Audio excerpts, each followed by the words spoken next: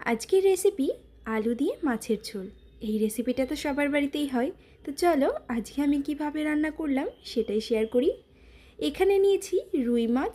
মাছগুলোকে ভালো করে ধুয়ে পরিষ্কার করে নিয়েছি। এবার এর মধ্যে একে একে নুন আর হলুদ গুঁড়ো দিয়ে মাখিয়ে রেখে দেবো কিছুক্ষণ। আজকের রান্নাটা একদম সিম্পল, অনেকের বাড়িতেই এরকমভাবে রান্না করেই থাকে, সেই জন্য আলাদা করে বলার আর কিছু নেই। মাছগুলোকে মাখিয়ে কিছুক্ষণ রেখে দেওয়ার পর কড়াটা বসিয়ে দিলাম। কড়াইটা খুব ভালো করে গরম করে নিয়ে দিয়ে দিলাম সর্ষের তেল আর দিয়েছি কিছুটা নুন, যাতে মাছগুলো নিচে লেগে না যায়। এবার মাছগুলোকে এপিট ওপিট করে লাল করে ভেজে তুলে রেখে দিচ্ছি। এবার একে একে সবকটা মাছ ঠিক এইভাবেই ভেজে তুলে রেখে দিলাম। এবার আলুগুলোকে আগে থেকেই একটু ভেজে নেব। এখানে যে আলুগুলো নিয়েছি, একটা আলু থেকে 4 টুকরো করেছি। আলুর সাইজগুলো কিন্তু একটু বড় বড়ই রয়েছে। আলুগুলো খুব ভালো করে ভেজে তুলে রেখে দিলাম। ওই একই কড়াইতে আবারও দিয়ে দিলাম কিছুটা সর্ষের তেল, দিয়ে দিচ্ছি গোটা জিরে ফোড়নে, এখানে আলাদা করে আর কিচ্ছু দিইনি। আর একটা পেস্ট দিলাম, এর মধ্যে রয়েছে আদা, লঙ্কা, এটা ছিল কাঁচা লঙ্কার মধ্যেই যেই লঙ্কাগুলো পেকে যায় সেই লঙ্কা, দিয়েছি একটা পেঁয়াজ, আর দিয়েছি কিছুটা জিরে, দিয়ে মিহি করে একটা পেস্ট করে নিয়েছি। পেস্টটায় দিয়ে দিলাম পরিমাণ মতো নুন, হলুদ গুঁড়ো, আর দিয়ে দিলাম কিছুটা কাশ্মীরি লঙ্কার গুঁড়ো।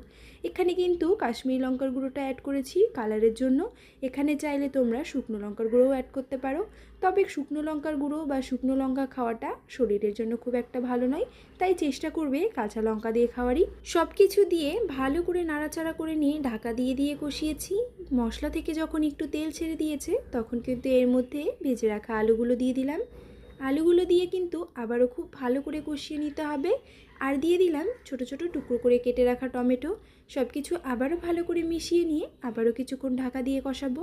এই যে কষানোর টাইমটা, এটা কিন্তু খুব ভালো করে কষাতে হবে, না হলে মশলা থেকে একটা কাঁচা গন্ধ ছাড়বে। ভালো করে কষানো হয়ে গেছে, দেখো মশলাগুলো কড়াইতে লেগে গেছে। এবার এর মধ্যে দিয়ে দেবো কিছুটা ধনেপাতা। ঠিক এই টাইমটাতে একটু ধনেপাতা দিলে এর ফ্লেভারটা কিন্তু আলাদাই আসে। তো এই টাইমটাতে একটু ধনেপাতা দিয়ে রান্না করে দেখবে, টেস্টটা কিন্তু আরও ভালো হয়। এবার সব কিছু আবারও ভালো করে নাড়াচাড়া করে দিয়ে দিচ্ছি পরিমাণ মতো জল। জলটা দিয়ে সব কিছু মিশিয়ে নিয়ে প্রথমে একটু ঢাকা দিয়ে কিছুক্ষণ রেখে দেবে। জলটা ফুটে উঠতেই ঢাকনাটা খুলে এবার একে একে এর মধ্যে ভেজে রাখা মাছগুলো দিয়ে আবারও ঢাকা দিয়ে মিনিট 10 মতো লো ফ্লেমে রেখে দেবে, যাতে আলুগুলো খুব ভালোভাবে সেদ্ধ হয়ে যায় আর মাছের মধ্যেও নুন, ঝাল, ঝোল খুব ভালোভাবে ঢুকে যায়। মিনিট 10 পর ঢাকনাটা তুললে দেখতেই পাবে সব কিছু খুব ভালোভাবে সেদ্ধ হয়ে গেছে আর মাছগুলোও অনেকটা ফুলে উঠেছে। এবার চলো রান্না শেষ, নামানোর কিছুক্ষণ আগে আবারও কিছুটা ধনেপাতা ছড়িয়ে দিয়ে নামিয়ে নেব। এবার গরম গরম ভাতের সাথে এই মাছের ঝোল আর কি চাই। তো আজকের এই সিম্পল একটা রেসিপি কেমন লাগলো অবশ্যই কিন্তু কমেন্টে জানিও। ভালো লাগলে লাইক করো, শেয়ার করো আর সাবস্ক্রাইব করো। যারা ফেসবুক পেজ থেকে দেখছো তারা অবশ্যই ফলো করবে।